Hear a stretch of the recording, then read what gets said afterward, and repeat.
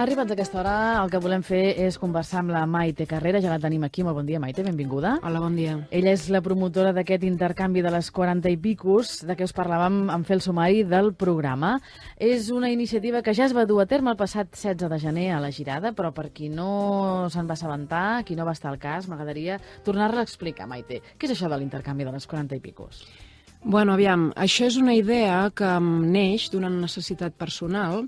Llavors, hi ha moltes dones com jo que canviem de talla. Llavors, què passa? Que tenim a vegades molta roba a casa i no sabem què fer-ne, tampoc no la volem tirar, per si m'engreixo, per si m'aprimo.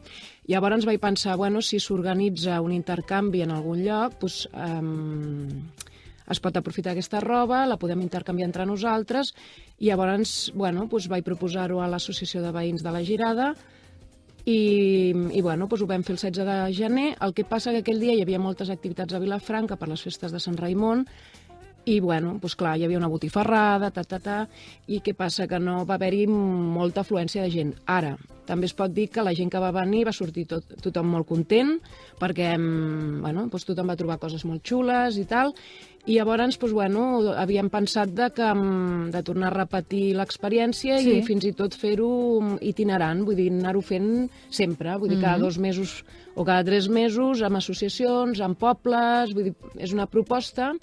I ja que veníem aquí a la ràdio, doncs perquè si alguna associació està interessada en acollir aquesta iniciativa, aquesta activitat... Sí, doncs que es poden posar en contacte amb mi i llavors doncs es pot organitzar a qualsevol lloc. Per tant, aquella roba que tenim a l'armari, que confiem tornar-nos a primar els 10 quilos que ens fa falta per tornar-los a posar, o a l'inrevés, o tornar-nos a engreixar aquells 10 quilos que hem perdut pel que sigui, però que potser que anéssim fent consciència que això no passarà, però que és bonica, que ens agrada i que no volem llançar, o que en qualsevol cas no la volem regalar a algú que no coneixem, sinó que volem donar-li un altre ús, podem portar-la en aquest intercanvi. I com funciona? Tu portes 6 peces, te'n pots endur 6, com va això? A veure... Doncs mira, m'ho vam organitzar de tal forma que de 10 a 12, o sigui, és un intercanvi que dura 4 hores, ¿vale? Llavors, de 10 a 12, la gent porta la roba, no? Sí. Llavors els hi fa un albaranet. No, és només per dones? Sí, en principi sí, després es pot fer per homes, per nens, o sigui, comencem per alguna cosa i fins i tot es pot acabar intercanviant armaris, si fa falta, saps? El que passa que comencem per una cosa i llavors anirem veient la trajectòria d'això i, bueno, i a la llarga ja veurem. Llavors, doncs, bueno, mira, t'explico això, no? De 10 a 12 la gent portava la roba, llavors se'ls hi fa un albarà. Un albarà, normalment, bueno, per exemple, 2 pantalons i 3 samarretes, no? O alguna cosa així. Llavors, de 12 a 2 es fa l'intercanvi, llavors aquestes persones amb aquest albarà poden optar a agafar 2 pantalons i 3 samarretes. O sigui, és més que res per controlar que no es quedin sense pantalons els que porten pantalons o sense samarreta les parts de dalt. Llavors, és una manera de controlar una mica l'estocatge, entre cometes, no? Llavors, la idea també, una idea, no?, que si és de 10 a 12 i de 12 a 2, la gent que porti la roba, per exemple, a menys quart, si no vol fer 2 viatges, a les 12 menys quart entregaria la roba i a les 12 i quart ja la podria canviar, per dir alguna cosa. Per què 40 i picos? Per les talles, perquè normalment quasi totes, vull dir, tenim la 40, la 42, la 44, la 46. Bueno, també hi ha 30 i picos i 50 i picos, no? Però en general, la regla és aquesta, no? I què passa si tu portes 3 peces i no trobes res que t'agradi? Pues o una de 2, o l'albaranet es pot guardar per un altre intercanvi, llavors les robes les guardem, o en un moment donat, si pot recuperar el que ell ha deixat i ningú ho ha agafat, també ho pot tornar a agafar.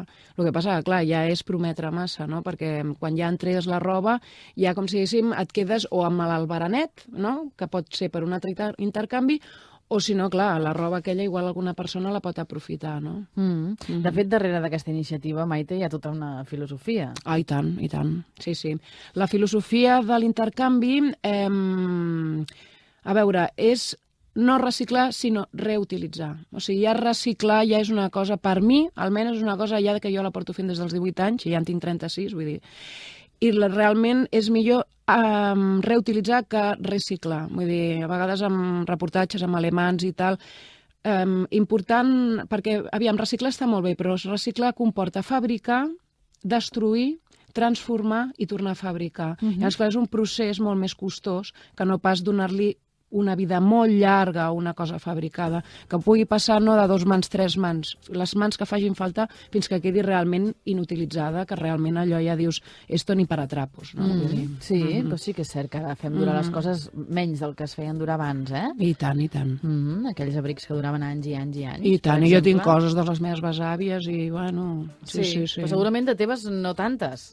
Perquè duren menys. Bueno, clar, jo tinc coses molt antigues que em duren més, que a vegades una coseta que m'he comprat barateta i que no està ben cosida. Bueno, sí que la faig durar perquè la cuso, no? Però no és el tarannà de la gent d'avui en dia, no cosir res. I quin és el tarannà de la gent que ve a aquests intercanvis? Doncs mira, realment és gent culta, vull dir, tot el contrari que podria pensar la gent, no? Que poden pensar, és que clar, esto es un barrio residencial y aquí no vamos no va a tener éxito esto. Bueno, ho dic en castellà per fer una mica la conya. Doncs no, realment la gent que ve és gent culta, més que gent necessitada. És gent que té molta consciència d'aquestes coses i que realment també ho tenen no com una necessitat, sinó també com un ideal. No? Home, això està clar, perquè t'ha de sobrar la roba per participar d'aquest intercanvi, no? Sí. O també a vegades hi ha gent que compra la bala, saps? Si no tenen clares les coses, es compren una cosa, se la posen un dia i ja no la utilitzen. Clar, és aquesta malaltia de les rebaixes, no? Que a vegades comprem coses que no necessitem, senzillament perquè són més barates que abans d'ahir. Sí. I a vegades sembla que si no et compres alguna a les rebaixes o si no et compres alguna a la temporada o... No sé, a vegades tenim com, no sé, la fiebre de la compra, no? I això ve a trencar, aquest intercanvi ve a trencar completament amb aquesta febre. Sí, és una mica reflexionar una mica i canviar el món una mica tots personalment, perquè realment els que canviem el món som les persones, no els governs. La Maite ens proposa aquest intercanvi, ella és la promotora d'aquest intercanvi de les 40 i pico. Ara com ara no podem donar una pròxima data? No, encara no tinc res programat, però bueno, em començaré a moure ara mitjans de febrer-març, a veure si alguna associació, aniré per les associacions, potser començaré per les més a propet. Primer he començat per la de la Girada, perquè vic a la Girada, i ara potser me n'aniré a Poble Nou, o no sé, anar a propet i anar avançant, no?, per no desplaçar-me tan lluny. En qualsevol cas, si algú que ens escolti i que formi part d'aquestes associacions està interessat a posar-se en contacte amb la Maite, doncs ho pot fer per organitzar properament aquest intercanvi de les 40 i picos, del qual nosaltres ens farem ressò, lògicament, de seguida que hi hagi una data. Maite, moltíssimes gràcies per venir a explicar-nos-ho. Vale, de res, gràcies. Vinga, fins la propera. Adéu-siau, bon dia. Adéu.